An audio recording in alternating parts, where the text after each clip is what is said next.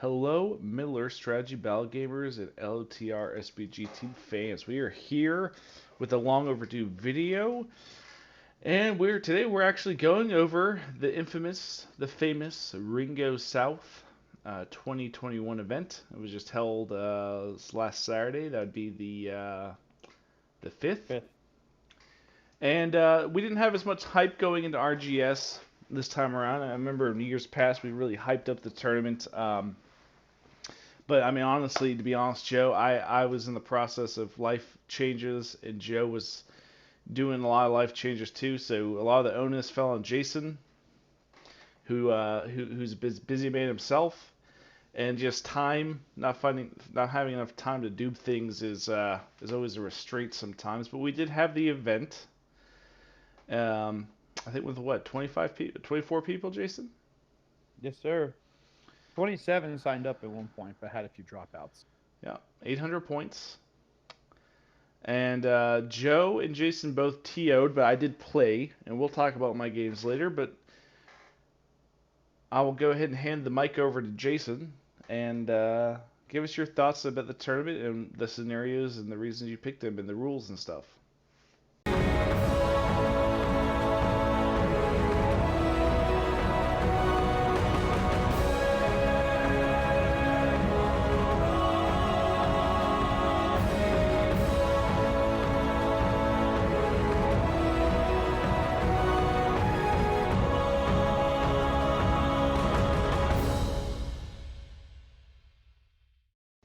All right. Hey guys. It was an 800-point event, like Dan said. It was this past Saturday. Um, we originally were going to try and do a 2-day event like we did in 2019, but like Dan said, the two of them, Dan and Joe, have both been very busy with life. I myself as well. I got laid off at the end of last year and have been trying to find that one job where I can just stick to it and keep going. People at work aren't idiots and the work's not too hard. But we ended up dropping down to a 1-day event, and still had a great show. I mean, this was the largest Ringo South we've had to date. Um, I know the one in 2017 was like 12 people, 2018 was like 18 people, 2019 was 20, and then this year, like Dan said earlier, we had 24 folks, and I had 27 at one point, but we had a few late minute dropouts, and Dan and Joe were going to be the ringers for me to fill in as for the odd man out, and we had one spot, so Dan filled it, and Joe and I covered the TOing and rules breakdowns and lookups, which we had a lot this event. I won't lie. Yep. Uh, yeah. Uh, but we picked three scenarios. I picked one from Pool 2, Pool 4, and Pool 6. So put a questionnaire out there, asked for feedback, and somebody said that they didn't like the fact I chose two killing scenarios, but I did not. I chose a hold objective scenario, a kill the enemy scenario, and a unique scenario. So for folks who think that I chose two killing scenarios, that's not true at all. The hold objective scenario was breakthrough. The kill the enemy scenario was to the death, and the unique scenario is assassination. And the reason I chose those three, particularly, I was looking at. Oh no, I'm sorry. Did I say to the death? I meant contest of champions. It was contest of champions for kill the enemy scenarios. But I chose those three. Breakthrough and assassination, in particular, are the new ones that came out with the match play guide last year. And since there weren't really any events last year, I think nobody's really gotten a chance to like really truly try, play test them in an event setting. So I thought, you know what, let's go with two new ones. I chose those two because they are, 24-inch deployment zone, and in a 800-point event, I put a 2 hour and 15-minute time limit in at 800 points, which, for the most part, I tried to keep it going on time. There were a few games that took longer. Um, for the most part, all the games ended on time as needed. There was one situation where it was about 15 minutes after time expired and folks were still playing. It's like, okay, I need dice down because I got to tabulate these scores. But my overall reason for choosing those two scenarios, again, they're new. Folks haven't had a chance to play them.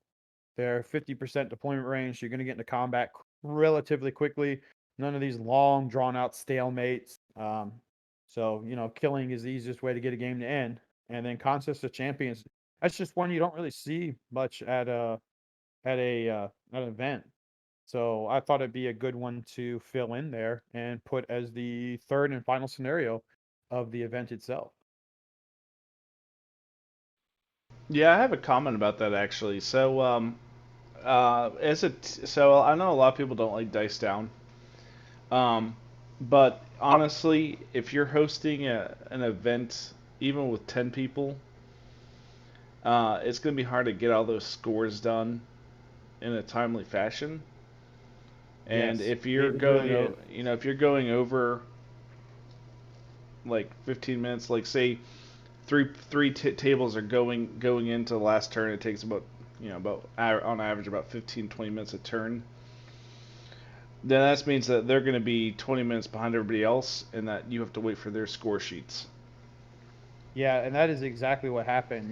The time rang out, and I know I put in the event packet that I was going to do dice down just because of the fact that 2 hours and 15 minutes. You're looking at a total game time playing of 6 hours and 45 minutes, and then you've got to include at least an hour for lunch, so that's 7 hours and 45 minutes in the day. And I put an hour and a half in, so you bump that up to 8 hours and 15 minutes. And I had an extended amount of time between rounds two and three because there was somebody who was he wanted to play. He was a local player. He asked to play, but he said he was going to drop out the last round because the last round was supposed to start at 4, and he was going to get his second round of his COVID shot at 4.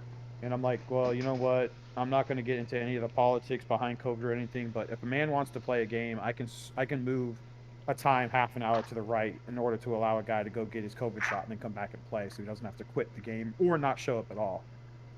But it was that second round too, in particular, where there were three tables that continued playing.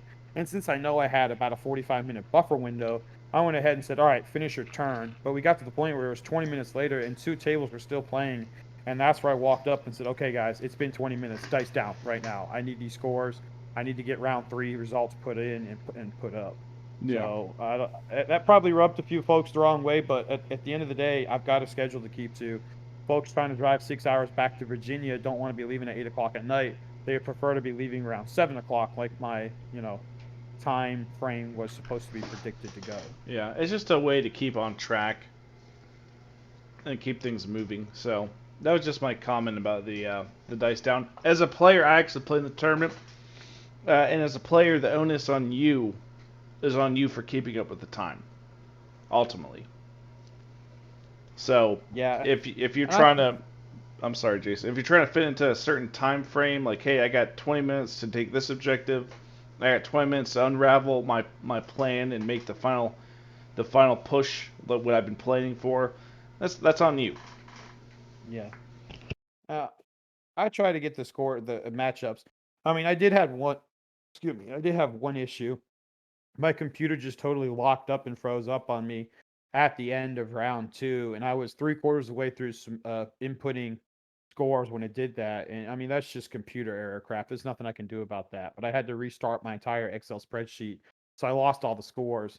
That was actually one of the only reasons those two tables got to keep going for an extra 10 minutes because I was frantically fighting with the technology gods to get my crap working in a timely manner. Um, but yeah, that was something where it's like, okay, I try and get the scores out there quickly. You're gonna see, and even I said it too every round. It's like, all right, you guys got the matchups. If you want to go ahead and start, deployment usually can take up to 15 to 20 minutes, depending on. It was like, hey, this is me. Nice to meet you. Here's my army list. Oh, that's cool. Hey, how does this work? Oh yeah, this is. So I mean, you can look up in the first 15 20 minutes of a game can be gone just in getting to know your person and going over lists and deploying. So I try to like, yeah, you guys can go ahead and start whenever you're ready. I'm not going to start the clock until this time. Oh, hey, look at that. You got 10 extra minutes. So I try to factor that in there too, just to give people a little bit extra time for scenarios.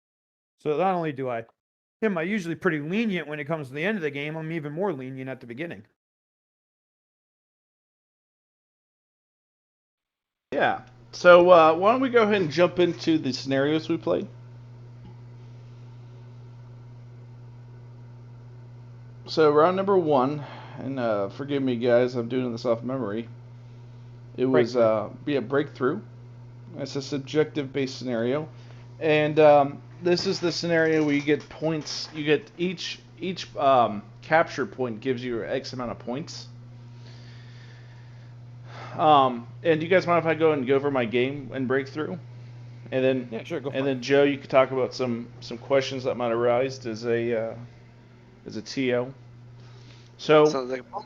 so my first my first game, I wasn't really expecting to play, but it just so happened I was able to play, and I whipped out the old Lake Town with the Iron Hills Chariot.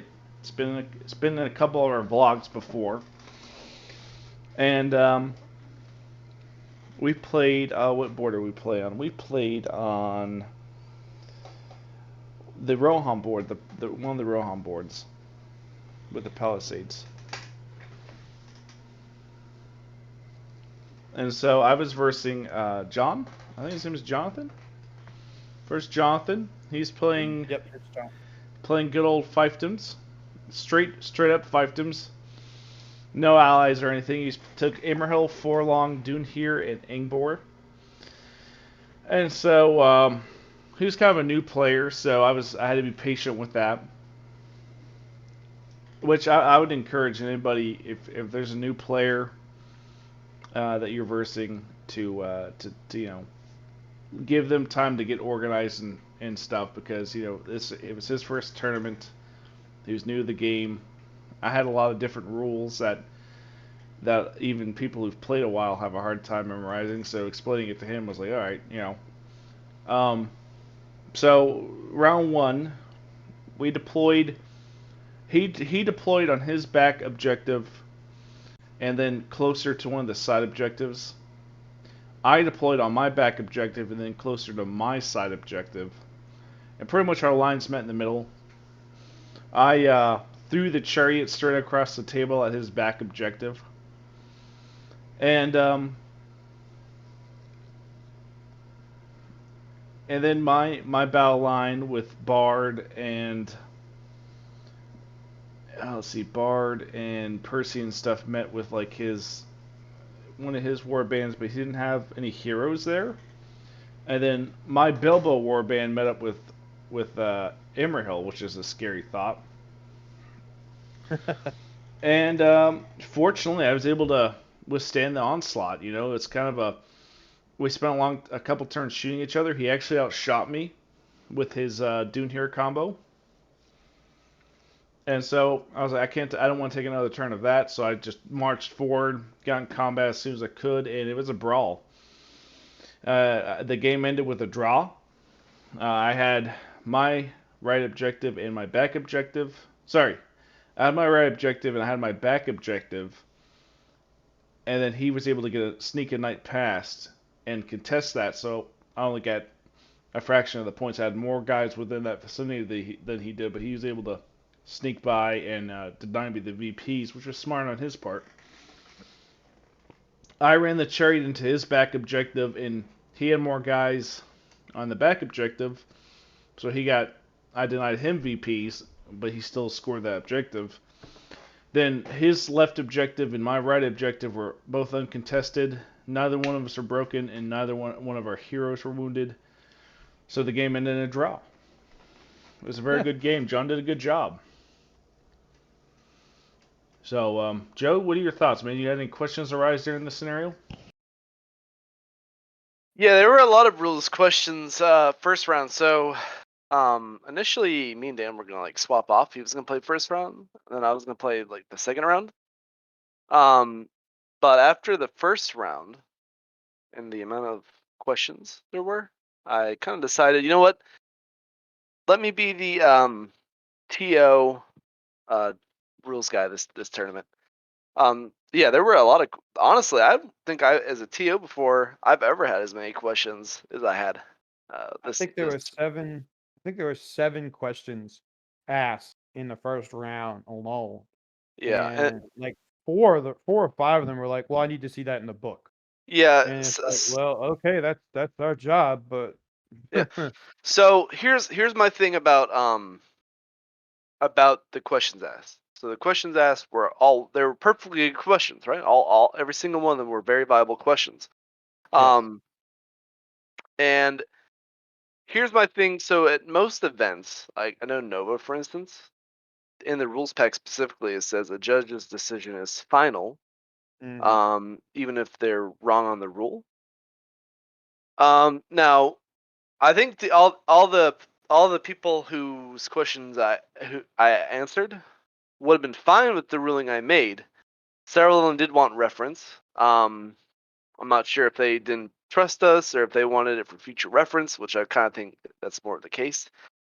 So round one, I was sitting on Jason's laptop for like probably 15 or 20 minutes looking through FAQs like crazy. Yeah. Um, Yeah, we pulled up like four different FAQs to find answers. yeah, Specific questions too that are in the FAQ. So I will say yes. this, not to interrupt you, Joe, I apologize, but if you're going to an event, I highly recommend you do your due diligence as an event participatee, and read through the FAQs because there were several questions that were asked that were specifically asked in the FAQs, and the answers were there. Now, that being said, Joe and I have no issue pulling those up and showing you. That is our job. But I would say that as a TO and also a event participator, it is my job when I go to an event to know the game. That way, I mean, if a question comes up, usually it should be like, "Oh, is this terrain going to be this? Is this terrain going to be that?" So if you're asking a question that has been put out in an FAQ, especially an FAQ that's been out for several months now, as they come out twice a year, um, kind of shows, not to be a dick or anything, but your lack of following up with the game. Well, So we have no questions, s- we have no qualms answering them, but yeah, I would no, definitely strongly say, especially hey, since I heard one of the people say that the thing wasn't in the FAQs, and they said that it's a thing because it's not in the FAQs. You know, and I said, huh, well, I specifically remember that that particular rule in question. I specifically remember there's a whole thing in SBG that's a thing. I'm not gonna really go into too much detail, but mhm, I was like thinking into my head, I was like, this is common knowledge. I thought maybe I'm wrong. Um, but I wanted to, so I went and I scoured the FAQs just to reinforce my decision, and then I showed it to said player for future reference. yeah, But normally, like, and a lot of the questions weren't even like, well, honestly, a lot of the questions were wanting me to run them through what their opponent was doing. For instance, he's calling a heroic move. Let's just say player A is calling a heroic move. Player B wants to contest it. Player B wants to know how that works, how the you know like how it's sequence wise it works out. So, but a lot of the yeah, rules questions for that, a few of the rules questions were more in depth, and then when I gave the ruling then and there, they wanted clarification on it, or they wanted yeah. I so will say though, kind of to backtrack on this, there were a lot of new people at this event. Of the there 24 yes people, yeah, of the there 24 were, people who and played, there were a lot of new players, and honestly, I mean, I think it's great. I'm fine. Like I'm fine answering questions, and I'm fine. I agree. Most players who participate in events should read the FAQs. Some players probably read them and then forgot them because there's a ton of them. there is, Um, so I'm not telling you guys what I'm telling you in a complaint or complaining or anything. I'm just saying there were a lot of questions. Some of them were more complex than others. yeah. That was basically my round one. So after round one, I was like, you know what? Since I've been answering all these rules questions, since I've been actually doing a pretty good job finding all the FAQs, so I was like, let me be the rules guy this tournament.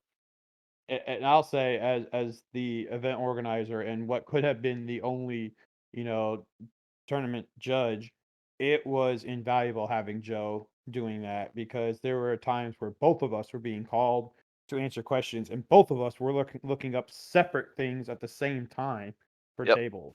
So it was very helpful having you do that, Joe.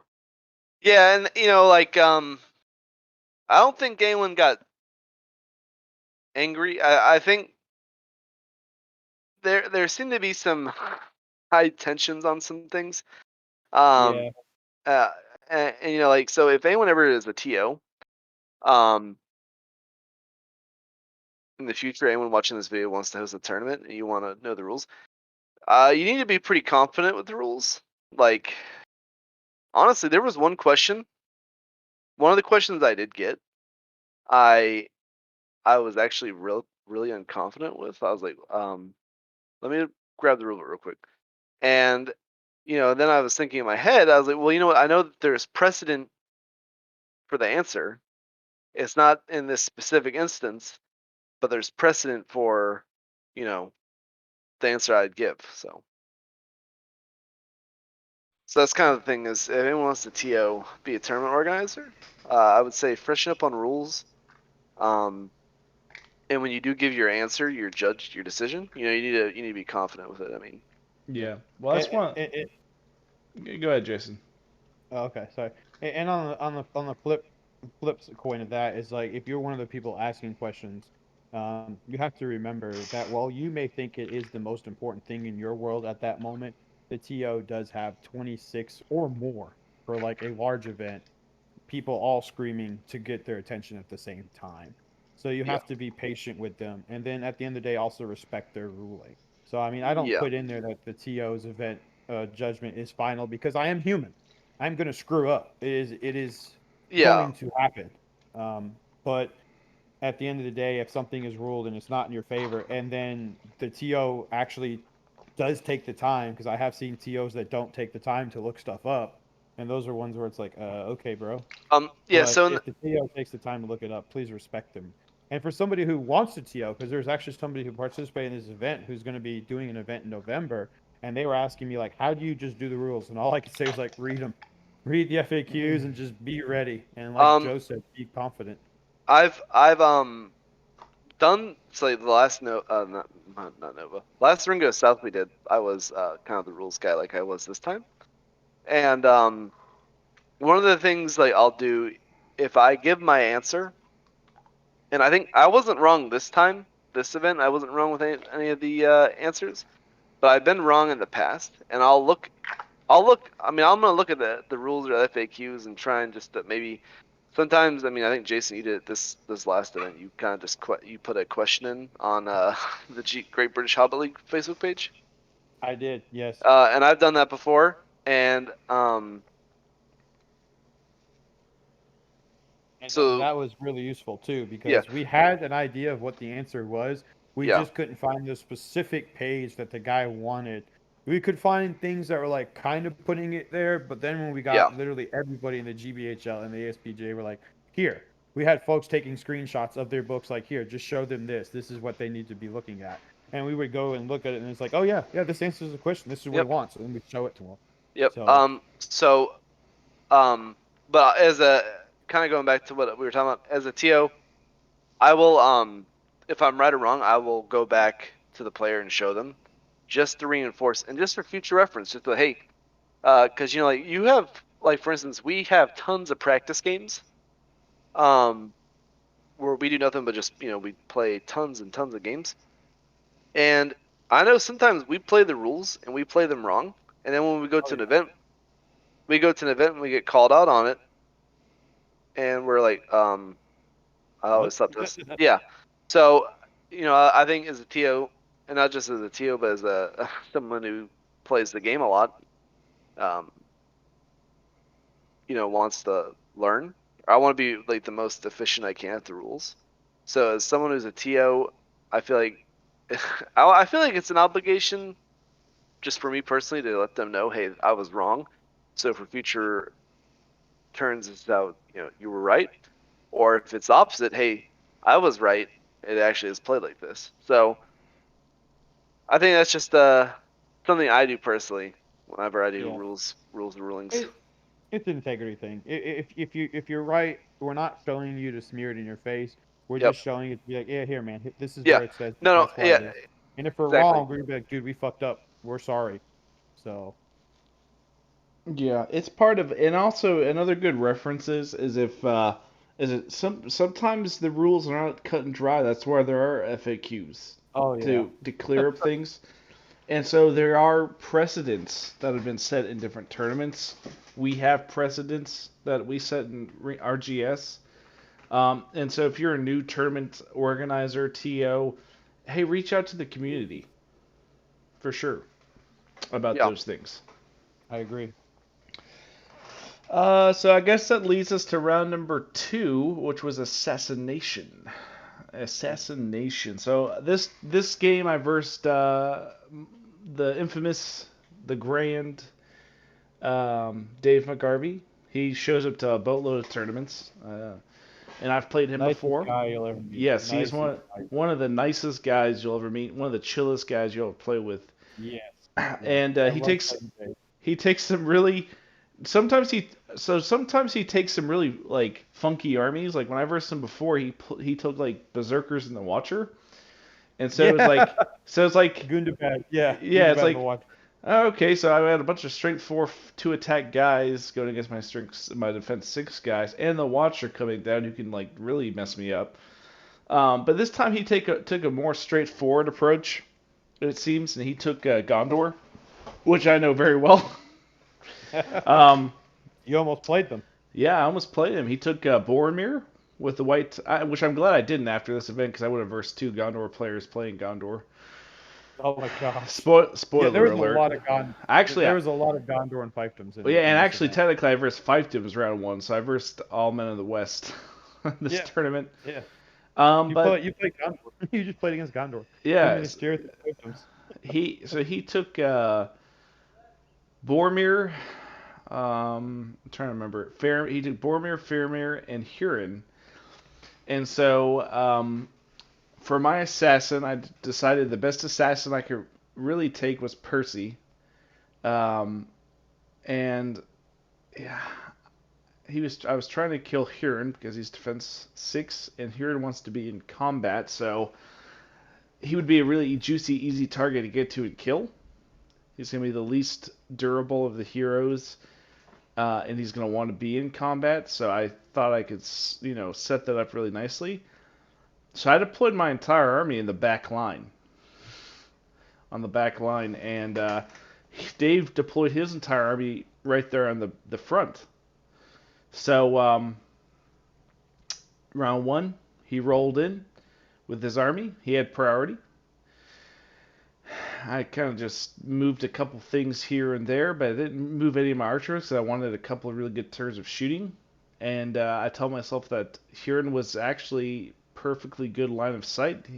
He was just out in the open. So I just started pegging him with archers, and ended up doing, I believe, 2 wounds, which he faded out of one. So I was like, okay, cool. I wounded his leader. I wounded my target, so that gave me a little bit of ease in the battle. I was like, okay, cool. I wounded the target. I've already scored points. Turn number 1. He took, Nice. and I think he kind of figured out who I was going for because it was pretty obvious that I focused a lot of my shots on Huron in that general area. And so he pulled Huron back behind the building. And I was like, okay, cool. Well, obviously, I'm going to have to go hunting for him now. So Dave started positioning his army to hit my left flank, which was the flank Bilbo was on. And I, turn 1, I'd put the ring on with Bilbo, and he's, oh yeah, the ring. That's the thing. And so then I was like, oh, maybe he's. I thought for sure he'd either be picking Percy or maybe Bilbo, as well as maybe Alfred, because he's the easy kill, and the 2 girls, because you want to kill them anyway, and they're also fairly easy to kill. So I took Alfred, just ran in behind some terrain, and stood there the rest of the game. I did buff up my might the first game and the second game to 6, which is important. So turn number 2, Dave moves in a little bit more.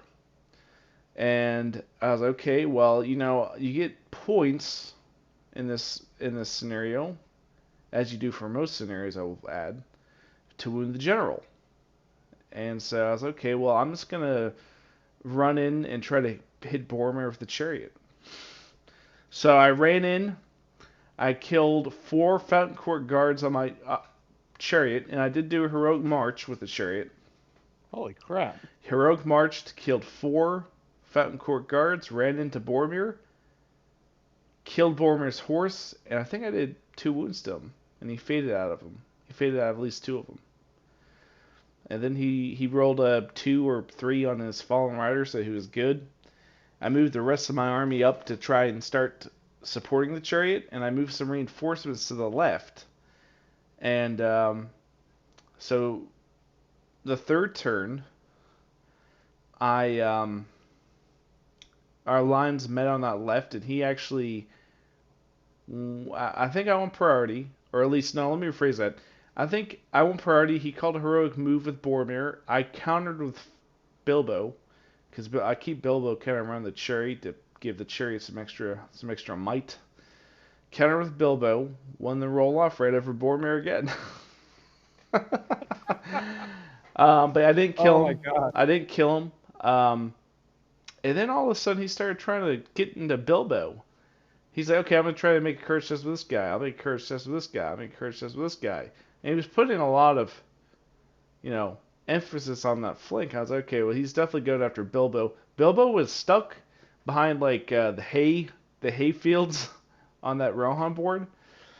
And You played so on 2 back-to-back Rohan boards. That's right. yeah, and so I was like, okay, well, let me try to get some guys in between Bilbo and I was trying to send Bard. Bard wasn't worthless that game because Bard's never worthless with Lake Town just for the banner. But I wasn't able to get into combat with anybody. And so I was trying to get Bard to help Bilbo out and kind of reinforce him. And I will say Bilbo's no slouch. He's actually my favorite hero in that list. And then it would be Bard, and then it'd probably be the Chariot. But Bilbo was holding out. I kind of figured that he's probably going to try and kill Bilbo, so I was trying to send some reinforcements there. I started enclosing on him. So I just took Bard's warband and started sandwiching his army, and the Chariot was just holding that kind of the center, with Bilbo right beside the chariot on the left. And Dave was like, well, he started running low on might because, Boromir's doing a lot of mighting fate rolls and stuff, and Faramir was, I think he did her move as well. And so he was like, well, I need the might, so I'm going to go and send Huron up. So he started sending Huron up, and I was trying to find a way for me to get some guys on elevation to shoot at him because he was still out in the open, but he was behind the line, if that makes sense. So if I was able to get on some elevation, I could have seen him. So and also I didn't want to keep Percy in the front line necessarily, just because Percy could have been the guy he was trying to kill. And so I sent Percy back within distance of any heroics he needed to call for the chariot or whatever. And I tried shooting Huron, but I couldn't get a good vantage on him.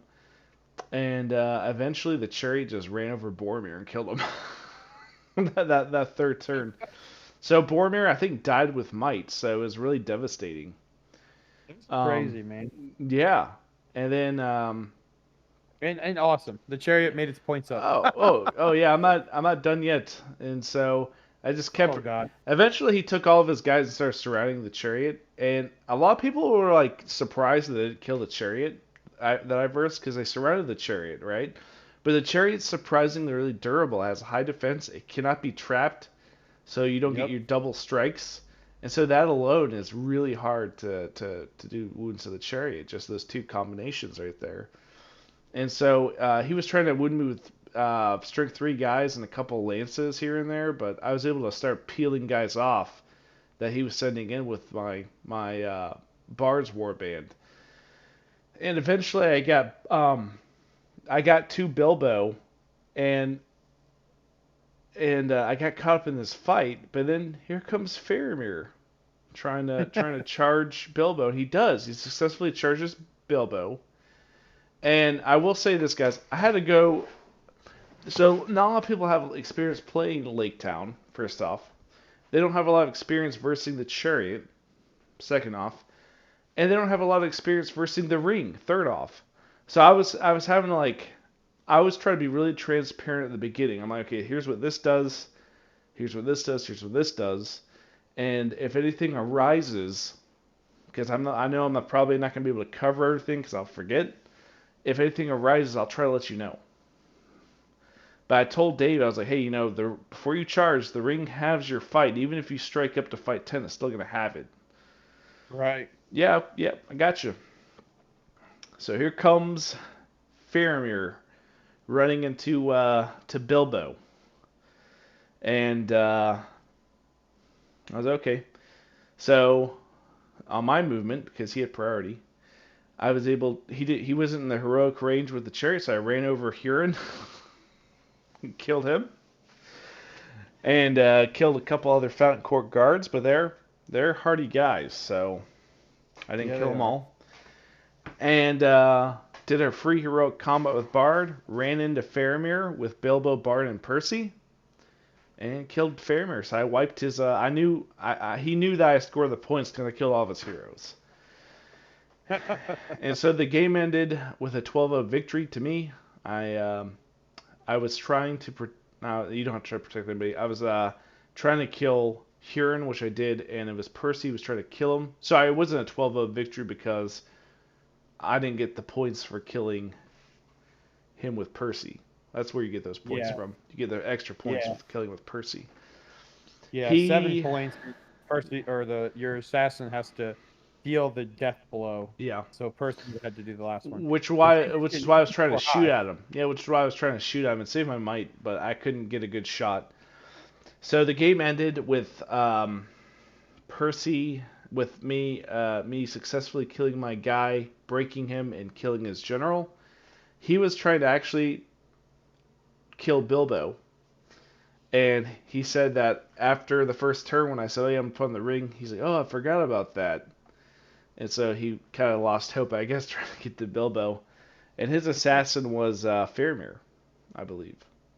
So, which makes sense. Faramir's with a lance and very durable guy, so you can go into the heat of battle and fight.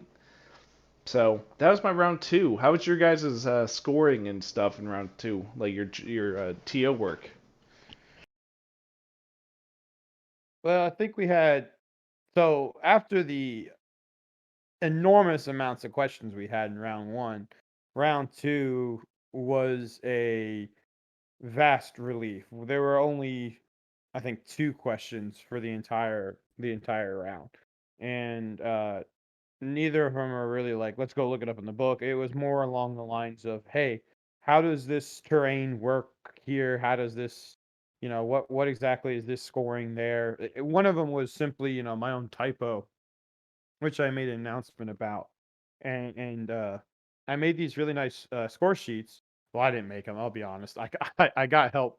Um, Robert helped. Robert Loader.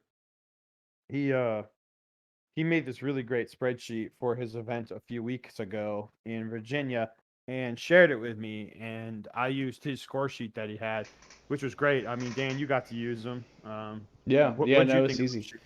Yeah, so Yeah, the whole point of the like having a good score sheet, guys, is it helps you as a player be accurate with your scores. Sometimes you score VPs you didn't know you'd score. Sometimes you don't score VPs you thought you'd score. So it helps you stay organized in that aspect, and it also helps with the TOs being able to score things faster. The score yeah, sheets were awesome. So the score sheets were on one side, and you got one score sheet for the day, and you turn it into the judge, and then they would give it back to you after the scoring. So it saves paper, and also you had on the other side you had the criteria of the tournament points, which was pretty standard. It was the standard criteria for tournament points, and then it gives you the scenarios and the objectives of the scenarios. And then yeah. on the And other side, it gives you the deployment of the scenarios, which is yeah, useful. that was the one thing because I had round two was also assassination at Robert's event. I changed rounds one and three, but I just like I really enjoy playing assassination at that event. And I was like, assassination is not one that I've seen in an event before Robert did it. And I was like, I'm gonna use it again. And you know what? I'll just keep it in round two because that's where he had it. And unfortunately, I made the foolish mistake because it actually came up at Robert's event that the starting deployment position said 12 inches on the scoring sheet, but the match play guide says it is 24, which it is. And I he made the general announcement there before round 2. Yeah, it's a typo, my bad.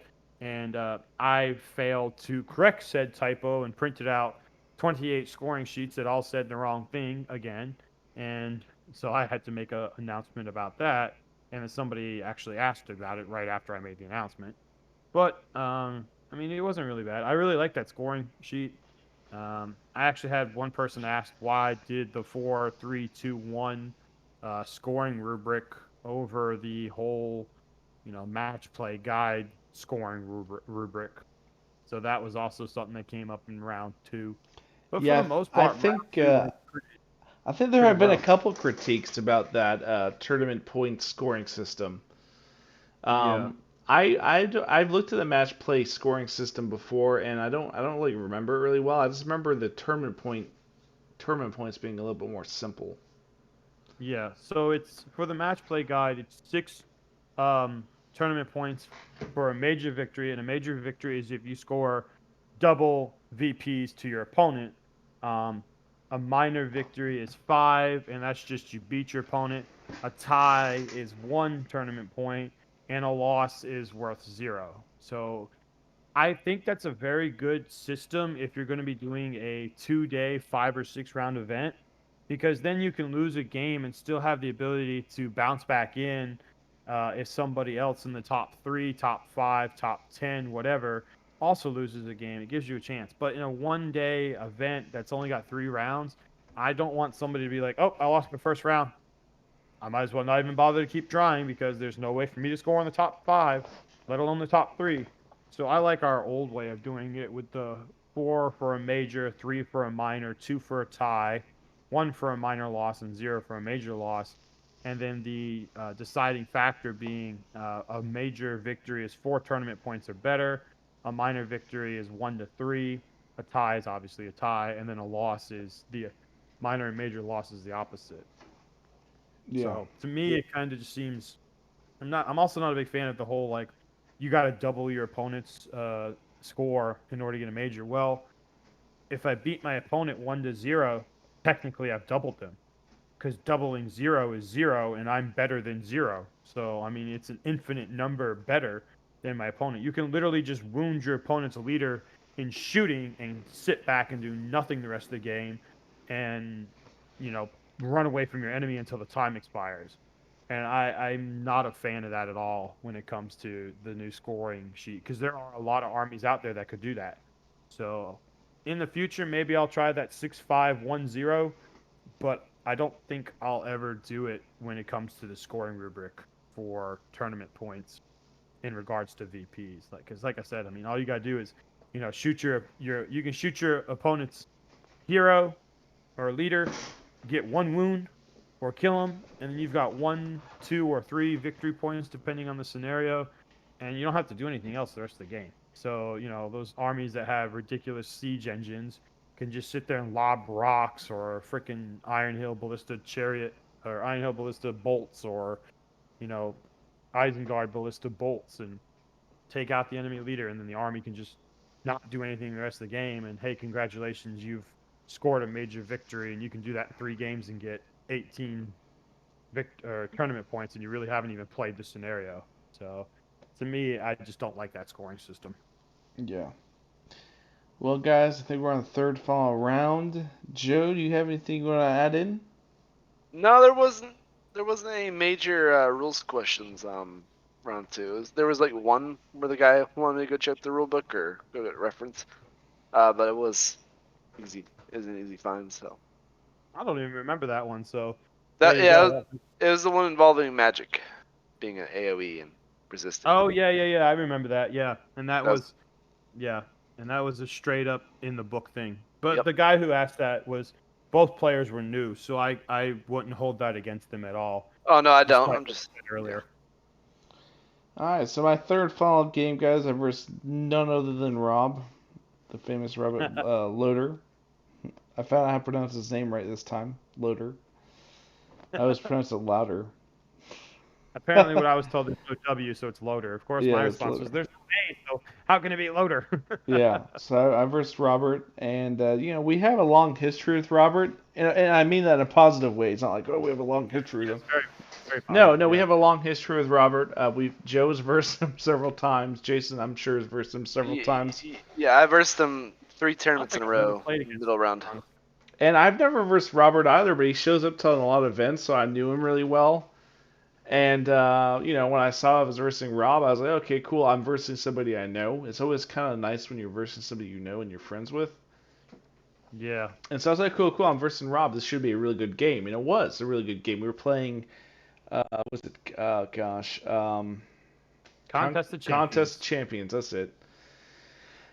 So if you guys aren't familiar with this scenario, you pretty much you get most of your points for killing the enemy leader with your leader. You get points for breaking, and you get points for killing the leader, I believe. So it's actually a little different. Not to correct you or anything. Sure. No, I don't Uh, play this scenario much, so I don't have it memorized. No, nobody really does. That's why I decided it was a good one to include. So it's basically Lords of Battle, but Oh, the only yes, one that's you're correct. keeping track of is It's your your leader. leaders. Yeah. And yeah, and it's the same thing as Lords of Battle. If your leader kills more than your opponent's leader, it's 3. If your leader doubles, it's 5. If your leader triples, it's 7. And then when it comes to leader wounds and kills, you only score those VPs if your leader does those wounds or kills the enemy leader. Yes, So that's if correct. Yeah. you got like your leader's Aragorn and Faramir runs in there and kills the enemy leader, well, cool, you killed him, but Aragorn didn't do it, so no VPs for you. Yeah. So once again, versus Gondor. I said Rob was taking a different list. He was taking Flagomir, so I did verse 2 Flagomirs. Denethor, and he also took Huron. And he also took Ingold. So actually, I versed a similar list, but not the same. It was a little bit different. And so the deployment is your leader has to deploy within 3 inches of the center. So Bard deployed 3 inches with the center, and then his warband deployed like an inch behind the line, which I was really confused. I thought I deployed all of them within 3 inches, but I think you only have to deploy your leader within 3 inches. Correct. So Yeah, I your leader deployed, has to yeah, be within three yeah. inches of the center line, and then your warband just deploys as normal around him. So I deployed all Bard's warband, and that's like I think it's a 17, 15 man warband, something around there. So it's a fairly Yeah, substantial warband. And I think you had 16. Rob puts down Denethor and like 3 Sigil Guard. I was like, okay. Yeah, right. He did I that wasn't last. really paying attention, so I was like, okay. I'm gonna go and put down Bilbo. So put down Bilbo on the extreme right, I would say, of Bard. Okay, Rob put down like Madrill. He had Madrill as well. He put down Madrill and like a couple of Rangers. I was like, oh, okay. Well, I put down Percy and all of his warband in between Bilbo and Bard's warband. Then Rob put down another little warband, and I put down the chariot. And Rob put down another little warband, and I deployed. Um, that was it. The Percy. chariot. Yeah, Percy. I already deployed Percy. He was deployed in Oh, my between bad. Bard. Yeah. So it was pretty much just Bard and the chariot on the left side of my board. On his right side, west where he deployed most of his army, because he had taken a bunch of small little warbands and then had like some really big warbands he put down. And so I was like, dang, this is gonna suck. So so turn one, I won priority, and I'll tell you how many priorities I won at the end of the game. I won priority. He called a heroic move. I also called a heroic move. But this time, actually, Alfred kind of screwed me this time. He actually took one of Bard's might. So that kind of sucked. I was like, yeah, nice. Well, I explained that to Rob, but it is kind of confusing, right? Like trying to explain that, like, because I explained a lot of rules to Rob too at the beginning of the game, and then I was like, oh Yeah. yeah, I forgot, dude. Alfred actually has a might point now because Rob likes to keep track of all the might and stuff. Alfred has a might point now because he took it from Bard. So then he had to go like right down his nose that Alfred had a might point. And so it went to the roll off. I won the roll off. And so I went charging in. I had a straight shot at Boromir, and my goal was to hit Boromir again and take out a nice chunk of guys. And I hit a Fountain Court guard and then stopped there. And so That was my heroic move. I charged him with Bard and charged in his center, and then charged in like Bard's warband kind of around him, so he couldn't easily get in on my leader. And so here comes Huron and Madril and all the cavalry charging the chariot. And Rob was like, "I'm gonna kill this thing." I was like, "Yeah." I was thinking, no, I don't think so. Yeah, even though Huron and all those guys are in the fight, I still don't think you're gonna do it. It's really durable, you know. And Rob was able to sneak in a couple of guys in on my left flank in between the chariot and Bard, which is a threat zone because that's where Alfred is and the girls are. And so I was like, oh, this is not good. Most of my army's on the right side. I'm still trying to scramble to get over here, you know? And so that's Yeah, I the saw way that. that's the way that game went. I mean, honestly, I kept holding on by a little, and then he would send in a lot of guys. Eventually, he did have Bard trapped, and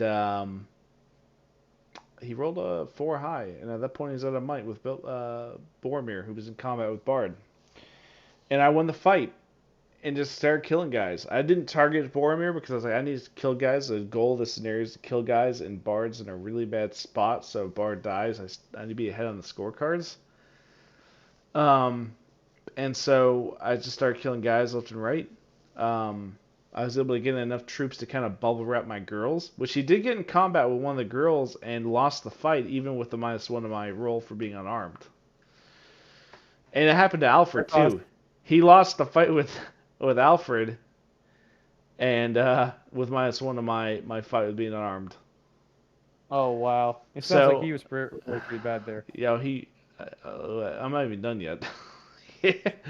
So, Or Rob. yeah, poor guy. I feel bad for him, man. But so in that turn as well, Denethor had popped his head out and started trying to kill guys. He killed one guy, and I was able to get Bilbo in against Denethor. And so in the same turn that he rolled all those dice and didn't get a 6 with Boromir against Bard, I went into Denethor with Bilbo and like a guy in a spear support, and I rolled 3 6s to wound I remember and that. and killed him I right. got called over to that. Rob I called me to the look at this, look at this, look out, look! I'm getting screwed with the dice roll. Look what he just rolled. I I, just remember laughing. and it was it. That was the game over. I mean, I already had won the game at that point because Bard had more kills than Denethor. And then eventually the chariot broke loose. I lost. I didn't lose roll offs, but because of the sequence of heroic movements, he was able to tie up my chariot. Finally, I had one turn where the chariot was able to run in and pretty much wipe out his whole back line of spear supports and stuff. And so at the end of the game, I had broken him. He had not broken me. I had killed his leader, but not with um, Bard, so I didn't get the points there, but I did get more kills with Bard than he did with Denethor, so I got those points. It was a really good game. I did win 100% of the roll-offs. Sorry, 100% of the priorities, guys. 100% of the Holy crap! priorities. Yeah, we kept track. I won 100% of the priorities, which meant he had to burn his might on heroics. No wonder Bomir ran out of might so fast then. Yep. And I also probably won 85% of the roll-offs. Dude, you just got all the dice rolls that game. Yeah, I did. And Rob pretty much, even with statistics on his side, he couldn't pull it out. So I felt bad for him, but it was a really fun game. It's really intense. I don't know about Rob, but I can say for myself there are parts of that game where I'm like, what do I do next? You know what I mean? This is just really tough. Sometimes you get in those games, you're like, what do I need to do next? And so it was a tough game. It was a good game, and I went ahead and won. I think 10. I don't remember. I don't think it was. I think it was 10-0 or 10 something. He scored some Uh, points. He scored some points with a painting bonus, yeah, I can tell you in a second here. I'm pulling and it I up. got I didn't I got a painting bonus point as well as how to score 10 points, I believe. Yeah, you had round 3. Huh. I must have wrote this down wrong because I only have you for 5 points. Well, I got 5 points for getting more kills than Rob, and I also broke Rob, and he was one away from breaking me, and I got the painting bonus. Which Okay. it didn't change anything because I Yeah. still had So one tie. Yeah, you had twice the kills for his leader than he did. yeah, Yeah. Okay. I have a uh, Yeah. question. I have yeah, a real question for you. yeah, Did you remember to do Master Battle through Chariot? yeah. I forgot actually. Thank you. Ah, I remember I walked by and you're like, I'm gonna call heroic movement, and you're like, well, counter with Bard, and I was like, well, your Iron Hills captain sitting right next to him. I Well, didn't, I couldn't I say anything. honestly was forget But about that. I honestly was forget about that rule. As a matter of fact, I went and looked up the one Lake Town rule I always miss with the militia, where they automatically pass their steadfast even if, or they pass their steadfast even if the guys are in combat, the heroes. yeah, yeah. I always forget about that rule, but it's really solid. So, but yeah, I forgot about Master Bell this tournament, guys. I'm sorry. It's not like it needed it anyway because it has a lot of might to begin with, but it just adds that other element to it. But yeah, I ended up taking fourth place, guys. So pretty good showing, I have to say. Yeah, I mean, it was the standings were pretty darn close, so I'm not gonna lie. We went into round 3 with 6 people having a 2-0 record. Two of them had two majors, and the other four had a major and a minor win each. So, unless something crazy happened on the top table, unfortunately, with Dan playing at that number 4 table for for placings, well, unless something happened on any one of those top 3 tables, the best you could have gotten was fourth, and I didn't realize that until the game was going on because I was like, I'm a TO, I'm not supposed to take sides, but I mean, you're one of the Carolina folks, so I always secretly root on Carolina folks, hoping that Yeah, they do sure. good. Yeah, Um, and I'm not going to go out of my way to give you guys a win. That's not my responsibility. Your responsibility is to get the game. yeah, But I can always have like, yeah, this guy I'm cheering for. I mean, and there's plenty of folks that were playing from out of state that I was cheering for too. yeah. I So I mean, mean, you start developing really good friendships with people, and oh like yeah, anytime you see Mike, not Mike, well Mike and Jerry and yeah, Seth and even Derek and Rainier and stuff, you do root for them, yeah, even though you're against them in the tournament. yeah. One guy that I've made a connection with here recently since about a couple months ago, Evan Zakovic from the Nashville group. He and I started talking when he signed up for RGS, and he's a really cool guy. He's a guardsman, so we bonded quickly over our military experiences. And then, he just like, yeah, I just started in January. I've painted over 300 models in 6 months, and I'm just like, what the hell, dude? He's like, yeah, man, I love this game. Like, he's got a podcast going on, and be on there to do a whole like pre-RGS segment, and his podcast is the Chump in the East for anybody who's interested.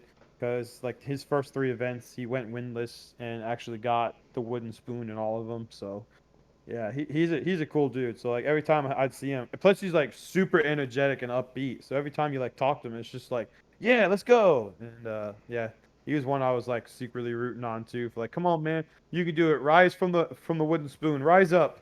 Yeah, he did do good. So the final scores were Jacob Hall placed first. He was playing Azog's Hunters, Yep. which they were actually I think a really underdog army. You know they have a lot Yes. of nice things going on, including Bulg. Which if you guys are interested in Azog's Hunters, we do have the army review, Yep. army review on our channel, so you can go check that out and get all the secrets. Let's see. Number two, if I remember correctly, was let's see. I know who played third. Who took Evan second? himself, I just mentioned. Oh yes, that's right. You know he did play It's something second. he rose up to second He place. did. Yeah, he did. He was who was he playing?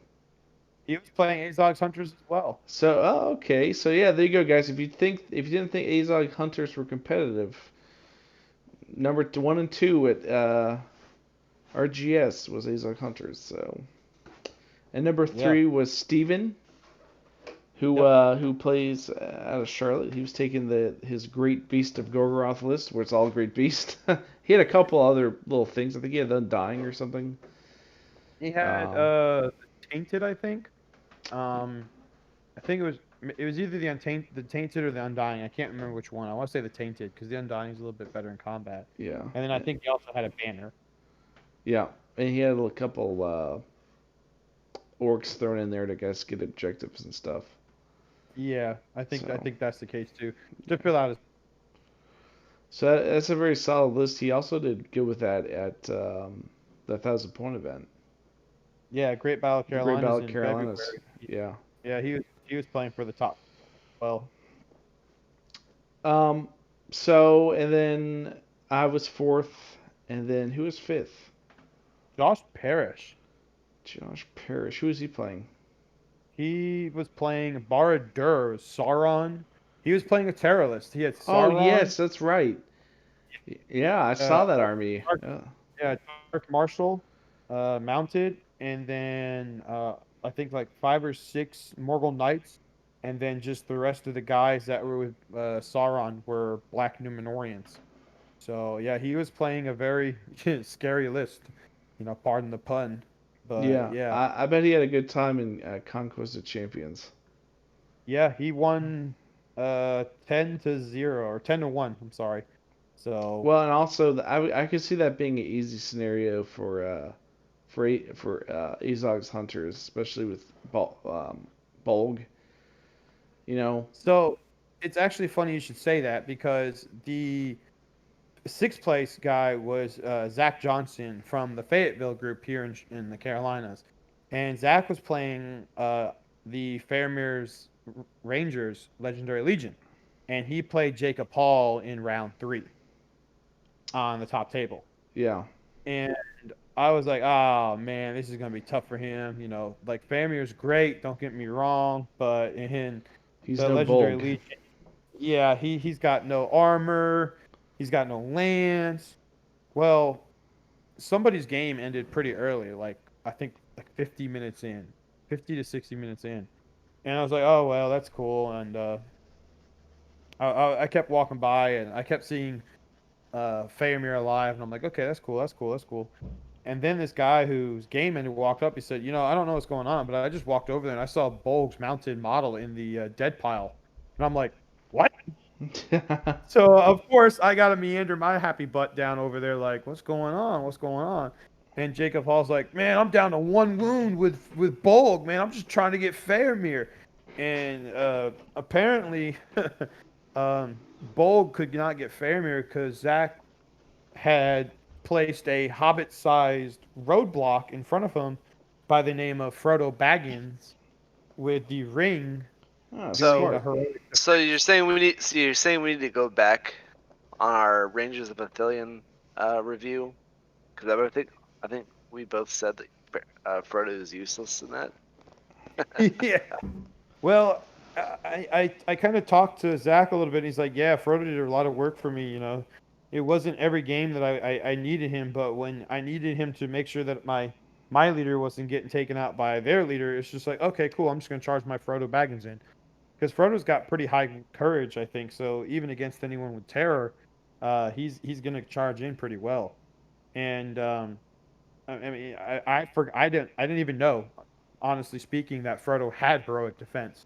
So that was super intelligent and super well played by by Zach to just stick him in front of Bolg and go, "Oh yeah, you wound all heroes on threes or fours because you're strength 6, 5, whatever ridiculous amount with a two-handed weapon and burly. Okay, heroic defense." Yeah, And just tie him up for a turn or so to help keep Faramir alive. I sure. mean, long story short, unfortunately, Jacob Hall won, like we said, and Frodo went down. But the fact that he took Bolg, or Faramir went down, but the fact that he took Bolg off his mount and down to 1 wound, that is no laughing matter. So I would say, this is the first time Zach's come to an event. I know he's or an event here in Charlotte. I know he's been playing with the Fayetteville guys for about a year now, and apparently he must be very good from what I was being told by another Fayetteville guy. because that's a good combo, and the other praise I was hearing about him. So I'm like, okay, well, that's pretty good. I mean, and the final score was a little lopsided, but yeah, I was impressed by what he was able to do. Yeah, sometimes that final score doesn't actually capture how the game actually went. You know what I mean? Yeah, yeah. But So yeah, so it sounds like a good showing of guys. I tell you what, I think Belbo, like I said, he's my favorite character in my Lake Town army. Just that ring gives you so many different options, yes, and also it makes your guy almost chariot level unkillable, just because you can't right. see him. And Bilbo has defense 6, so even if you do charge him, your fight's halved. He has 3 might, 3 fate. So it's nothing to laugh about for sure. Yeah, I agree. So best painted. Let's go over the best painteds real quick. So yeah, I just want to give a quick shout out to Robert. Again, he so when he did his event, he asked me to help him out because it was his first time doing an event. So I helped him with how like I run an event packet, and he took kind of like some of the example ones I've written up and used them, and then just like some scoring and scheduling stuff. And then he took the scoring matrix spreadsheet that I used and turned it into an entirely awesome thing. I've already mentioned before the score sheets that I printed out from him in order to put like the scenarios on. But he went ahead and volunteered, no cost to me because he's like, "You've helped me out, I'm helping you out." He made these amazing wood burn plaques that he then stained and painted up, and we had six. Well, I guess technically it's five because wooden spoon is like a placings award, but we had six of these plaques to give out, and it was best painted good, best painted evil, best themed army, and best display board, and best sportsman, of course. So, contrary to what some people have said, I actually did not individually make the decisions myself. I had a panel of about 7 people go around and do scoring. Actually, I think it was closer. So yeah, it's three. Yes, 7 people, and if need be, I would be the tiebreaker. Go during lunch and do the judgings. I know folks in a lot of places ask the players themselves to do that, but I found that with 24 people, you end up having a lot of like 3-3-3 ties or 2-2-2-2-2 ties when it comes to like sportsmanship and best painted and all that kind of stuff. So I selected several people who were at the event, a couple who this was their first time playing, or they were from out of town, so I knew they weren't going to be biased against anybody. A couple people who weren't playing, like Joe was one of them because he was a TO. I used my wife as well, and then a couple people who have actually done professional Golden Demon judging before. So at the end of the day, those 7 folks that I enlisted in helping me made the decisions for all the best painted, and then I chose the best themed myself because again, I'm doing the event and it is my themed event. So there were specific armies that fell in that area, so I picked the most themed army. But starting with the best sportsman, Dan, you won that yourself. I did. I did. And you, Um, you, you like that you like that little plaque, don't you? I do. It's awesome plaque. I think all my opponents appreciated me being transparent with them, what my army could do, what the rules are in the armies, and all 3 of them said they appreciated that. So Yeah. And you got some compliments from guys who weren't even playing against you, so that's a good thing as well. So yeah, that's one of those things where it's like if you're not even playing somebody, they're like, "Oh yeah, he was a great sport. I saw what he was doing." That's something where it's like, "Oh, cool, awesome." yeah. And if I remember, I was also tied for best painted. You were, you Yeah, were, and your own brother betrayed you. he did. He was a tiebreaker, guys, and he didn't vote for me. I guess you could say it gives him a little bit more honor, maybe. Yeah, yeah. Well, Uh, so there you go. Somebody saying that it was one dimensional. The final tie voting being Joe. He didn't even vote for his brother, so no bias from here. But Yeah, best painted good went to Mike Parker with his fiefdoms army, beautiful army, and by the way.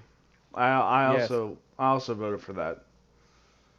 yes, yeah. Dan was also one of my voters. I enlisted both of them, And by both the way, Dan and Joe. I didn't vote for my own army. Just saying. The good army was actually a 2-2-2 tie between yourself, um, Mike, and I don't remember who the third person was. I'm sorry, but it was a 2-2-2 tie, and then Joe cast the final vote in favor of Mike. Yeah, So, he definitely earned that. I already have a best painted trophy with my Lake Town, so no, another one would have been nice, but hey, I'm cool, man. Mike had a beautiful fiefdoms army, so yep. So that was best painted good. Best painted evil went to John Bealey from the Nashville group. So Mike Parker's from Virginia. Dan obviously is from the Carolinas. Um, let's see, and John Bealey from the Nashville group. But he's from and Alabama, but he plays with the Nashville group. He yeah, won Best Painted Evil with his Azog's Legion, yeah. and that was another one where Joe was the tiebreaker. There was a 3-3 tie between John Bealey and Cy Crocker's Mordor. And Cy, if you're watching this, you were that close. You were that close. You So can go ahead and so smack Joe the next time. here's the disadvantage for like Psy. It's like a natural thing. Is John Billy had a lot of big monsters and stuff in his list, Yeah. so I think I was kind of drawn to that. I do think both, because I actually did look at Psy's orcs quite a bit, and they look gorgeous. I mean, they look really good for being orcs, you know. Well, I won't lie. Somebody who voted, one of the voters actually picked a different army. So at one point there was a third person for best painted evil, but after they went and re-looked at Sai's army, they're like, I want to change my vote to that one, to that Mordor list, Sai's Mordor list, and I'm like, fair enough, it's your vote. So yeah, it was close. Another one that was close, just like best painted good. Yeah, I think I picked. I actually didn't see. I think yeah, Side's army looked really nice. I think I did go with John's army. John's a really good painter. He's won best painted a couple times at our events.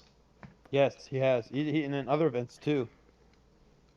And he's probably one of the most chill guys to play with also. Yeah, Yeah, definitely. I've had several games with him, and I can honestly say that every time I play, it's like I see John Bealey on the schedule against me, and it's just like, okay, it doesn't matter what the outcome is. I know I'm going to have fun because he's Yep. just super laid back. well, it's like one of those deals like I was talking about with Rob. Is oh, thank God I get to verse John. Oh, thank God I get to verse Rob. It's not necessarily that Yeah. you know it's gonna be a close game. You know it's gonna be a fun game. And those are, I mean, close games are fun games. Yep. Yeah.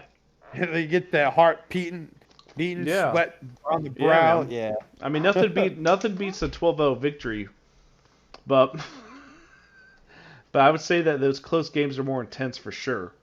Yeah, Yeah. I think they're more rewarding. I can guarantee that I know that Jacob was definitely sweating against Zach in that final round because he got done. He's just like, dude, my bulg almost died. What? Well, there's a He's the lot. only guy who wounded him all day. There's a dude. There, I tell you what, man. This is one thing I take away from RGS is just that the competition level has grown phenomenal. Guys who were not doing so hot earlier in the tournament seasons, dude, they're becoming top table Yeah, I mean, well, fast. I mean, I said it. Fifth place with Josh Parrish with his Dur. Josh and his buddy Richie Sanders, who both of them have come onto my individual YouTube channel and done interviews with me. They just started, just prior to the Dry Falls Auroras event in October of last year. So Yeah, they've not even been playing for a year, and they're both like, I mean, Richie came in seventh, Josh came in fifth. So two guys that have been playing for less than 12 months, they scored in the top 10 in a 24-person event. And then you got Evan, who has never really won anything because he calls himself the chump in the East in his own podcast, and he came home with second place. So there's definitely a lot of folks getting good. Definitely a lot of growth in the community too. It's really Oh good to see yeah, that. 100%. I attribute a lot of that to the battle class videos. I'm just kidding. No, dude, it's a lot of people just showing up to tournaments. A lot of networking going on with Yeah. say, hey, well, I didn't think about that before with that list build. Oh, that's a good idea. I might have to try that out. So, There's nothing like somebody telling you that, hey man, I took your advice and it worked out for me. so, That's so you and Robert were playing on that top table. I mean, you were on table number 4 at the end. So obviously Robert did pretty well. yeah, I think he had 2 victories. You were his only loss. dude. Yeah, Trying to find Rob. his. Rob's gotten good, man. I remember Yeah. watching his games in the last RGS, and he was not. He was like about mid-table. Yeah. But he's on another level now. Well, Some of and the stuff he was doing. he was playing for third place at the Great Battles of Carolinas in Yeah, dude. February. Yeah, you're right. He was high table there. Yeah, he and Jerry played, and the winner of that game, being Jerry Swanson, won third or took third place home. So if Robert had won, he would have taken third place home. But like you said, the whole networking thing is really cool. Is Rob and I hung out after his event a few weeks ago, and we were just talking about armies. And I said, I've taken Ministerials before with Denethor as the leader, because if you take Denethor and Boromir, then Denethor has to be the leader per the rules. So then you can just kind of hide Denethor and use Boromir as a ballistic weapon. He's like, oh, that's pretty cool. And then he called me like 3 days after the event. He's like, all right, so something you said has been rattling around in my head, in my subconscious the last few days. And it's this whole Denethor as the leader thing. He's like, tell me more about that. And we ended up having like a 45-minute conversation just talking about, yeah, this is what I would do. And this is why I think it's kind of good. And, I've tried it a couple times. And, Joe can attest to that. He played against it. So, yeah. Yeah, no, it really. I think that is a really good list. I think the only scenario that it hurts is this one of the scenarios I versed him in, Contest of Champions. Contest of Champions, and the odds of you pulling that scenario in an event are not very high. But 1 in 18. that's really the only weakness Denethor has. I mean, he's really good at killing troops, but he Hey, can't. He's hey, not. coming from a guy who's a Sharky and got a minor loss against Dane, you could do it. He could do it, yeah. That's true. I mean, hey, no doubt. But on paper, Yeah. who's gonna No, kill no, I more? agree. I Who's definitely gonna agree. kill more, Dane or Sharky? Yeah. So, Well, but you never know, dude. It's a dice game. Things happen. that's true. But so back to the awards. We're only halfway finished with those. Yeah. But so we got best sportsman was Dan. Best painted evil was John Bealey. Best painted goes Mike Parker, and then best themed went to Rusty Glass from Alabama, and he was playing the new I can't remember the exact name, but the new Belrog Legendary Legion. Oh yes. Um, yeah, Yeah. and again, like I said, this is one you can like it, you cannot like it. That's your prerogative. But I picked the best themed army based off of the theme of the event. The theme of the event is, the Ring Goes South, which is the chapter in the book from the Fellowship of the Ring. So I was looking for it's Depths of Moria. That's it, by the way. He was playing Depths of Moria.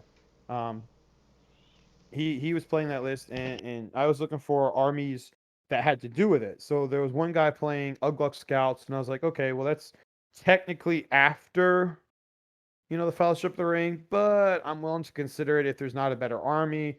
There's really not a lot of there's one guy had Lothlorien, but he was in consideration for it as well. Um, because the Fellowship travels through Lothlorien.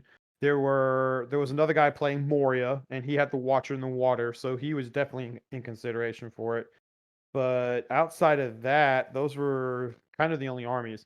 The guy who played Barad-dûr, Josh Parrish, I actually considered him just because Sauron was, the very first big bad villain we see No, yeah, in the definitely. entire trilogy. Yeah. But at the end of the day, and it came down to a factor was not only is it thematic because he had the drum, he had the Belrog, he had all these goblins and a cave troll, but they were all very beautifully painted as well. Yeah, they look So his army did look gorgeous. yeah, he had this whole like fire thing. There were a couple of people who were like, I I the was I Belrog's was kind of flashy, but yeah he had this I was shade effect on some guys. I was considering him for best painted when I went through, but Yeah. like I said, John, I think it's like when I played Oh, what was the list? I remember it might have been, it was, I don't remember exactly what list it was, but I remember someone's like, well, I'm gonna go for your army because you got all these really cool big monsters. Yeah.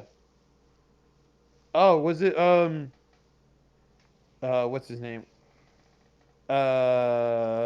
John Spar? He played that all Gundabad monster list. No, it's actually when I played. I don't remember what it was though. Okay. Because I know when I play my Horde of Hobbits, even though I think they look all right, and a lot of people are like, oh yeah, your army's gorgeous, man. I'm like, oh thanks. I know they're not gonna win this painted because no one's gonna go look at every single individual 90 model I have, like all 90 of the individual. You know. Yeah. I think I do think I know Sai. He was the judge. He was one of He's them. he, yeah, Yeah. he's like no, he's like a pro painting judge. His stuff looked great. Yeah. He was one of the ones I enlisted because of that. His stuff looked great, but I think for me personally, like when I walk by and just see all these big monsters and they look, I mean, John's paint jobs are excellent. I Yeah. really liked his bat paint jobs. That was another one, Yeah, the Gundabad those were bats. really good. Yeah. I think the monsters they draw your attention, and since they're so big, any little imperfections are more clearly visible. And if you talk to Sai, he'll be like, "Oh, my models are trash. This is missing, that's missing," and it's just like, dude, you're the only one who sees that. But I think it's hilarious. But yeah, so Rusty got he won best themed army, and then and he like I think I already said he's from Alabama, and then the last award um other than Wooden Spoon, was Best Display Board. And that was a hands down. Everybody picked this guy.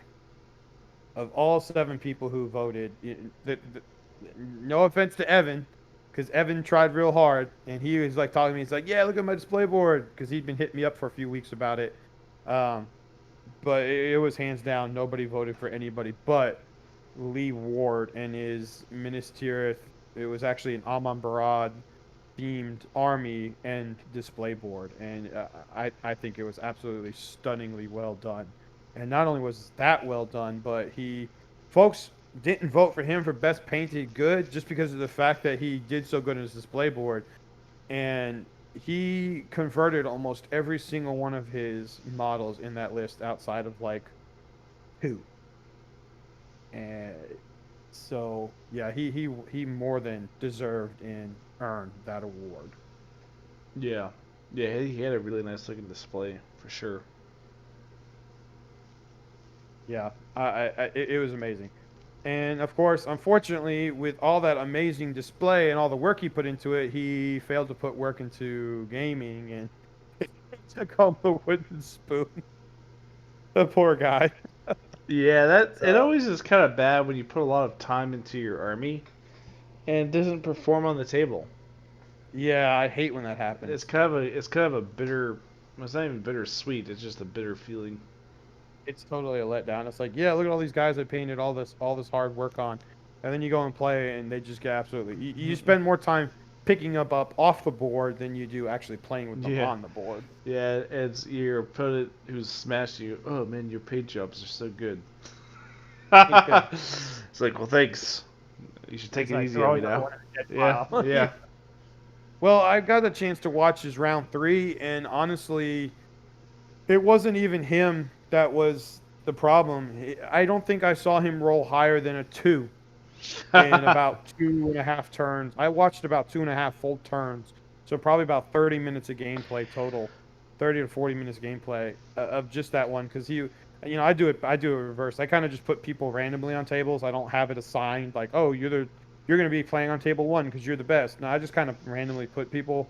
But for the last round, I actually did it reverse and put the top tables at the back of the room and the bottom tables at the front on the quote unquote best boards. And he was right there, and I just kind of happened to be watching.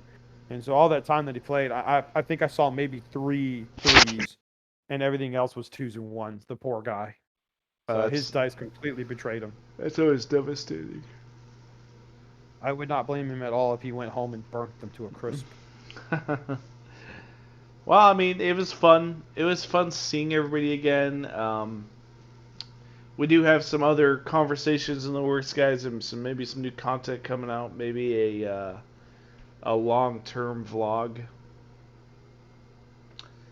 coming out. Maybe it just Yeah, depends on what everybody decides on. But there are some great stuff that came out of RGS. I think everybody had a great time that I talked to. Yeah, I agree. I think it was a well-run event. I'm not. By the way, I want to clarify. I'm not complaining at all about answering rules questions and stuff. But I'm just saying as a TO, it's gonna happen. To anyone who I wants to agree. host an event, that's just it's kind of a POV. But I Yeah, think it was a really well-run event. It seemed like everyone had fun. And I hope maybe RGS 2022. Yeah, Maybe. yeah, no, definitely. It sounds like Jason has some really good plans for that too. yeah. My goal is to get it to be a 3-day event. I don't think it'll be that big. I know I kept saying that when I was there. It's like, yeah, yeah, 3-day event next year, 3-day event, yeah. I think it'd be cool to have a doubles event. Uh, we haven't done a doubles event in the Charlotte area, so I think it'd be great to do that. But it's just going to be a matter of, how many people are actually interested in doing a 3-day event because it's hard to do 3-day events when you're not doing them around a holiday, and there are no holidays in June. I mean, you can't do it for Labor Day, or not Labor Day, I'm sorry, Memorial Day, because Memorial Day, unfortunately, Charlotte, Concourse area we use, the Coca-Cola 600 is that weekend. Everything is booked. Everything. So there's absolutely no way of getting that. Even if we were to try to do it like a game store or something, none of the game stores in the area can host, hell, a fraction of what we had. We had 26 people in February, 24 people, just a few days ago. So I mean that's what, 50 people in, you know, 5 months that traveled to the Carolinas for these two events, which is amazing. So, if you guys are watching this and you attended, just give yourselves a pat on the back, a round of applause. It's great. I really appreciate that. But I'd love to do a 3-day event. I really would. I just don't know how logistically it would work because I don't. It's summertime. We do RGS in the summer, and folks are getting out of school. They're going on vacation with their families. I think a 2-day event is a heck of a lot more likely than a 3-day event. But we could see. Maybe I could do like a mini doubles event in the evening. You know, I put some polls out there. I put some feelers. I've asked some folks. Folks are interested, but it's just one of those things where, yeah, you could say you're interested, but at the end of the day, are you actually going to be able to make it work Yeah, logistically? yeah, Yeah, yeah, I agree. So, but yeah, I do think we're definitely going to bounce back next year and have a 2-day event at the minimum. So that'll probably be 5 rounds as well. I've got a few ideas on maybe like a de-escalation or escalation style, something of that nature, maybe, or maybe just a straight up GT. Who knows? But would like to get a few new boards, that's for sure, between now and then, or improve upon a couple. I will say, congrats to Joe. You got a lot of compliments for what you did to the Lake Town board with those two new pieces. Yeah, I think that those two pieces really made it pop. Yeah. It yeah, went from being one of our more lower tier boards to definitely one of our better looking boards there. Maybe we'll have to do a battle report on it so people can see what we're talking about. Yeah, there you go. Yeah. yeah. Um, Well, is there any final thoughts you guys have? No. just last time, thanks everybody who showed up. If you guys have any questions in regards to running events, rules questions, list questions, hit myself or Dan or Joe up on Facebook. Well, not Joe. Joe doesn't have a Facebook anymore, but myself or Dan. And I mean, I love talking the game. This is like my big hobby outside of shooting guns, and ammo's too expensive to do that right now. So it it's fun to just talk the game. Sure. Yeah, absolutely. There's always a lot to talk about too because it's an ever evolving game, and Yep. with each new supplement is a whole new element to it. So, The and just whole with new world. with all this new talent coming up in the in the American scene, it also is something to talk about. So, Yeah. well, guys, I'll just go ahead and end my segment with saying, we have a really great community of guys. I've said that over and over again. Not only do we have a great community, guys, we have the best community of wargamers there are. If I you agree. want to come to a tournament, go ahead and hit the ASPGA up. You can find us all there. We'll direct you to the right spots. And if nobody else has anything to say, then No. enjoy your Middle Earth hobby, guys, and take care.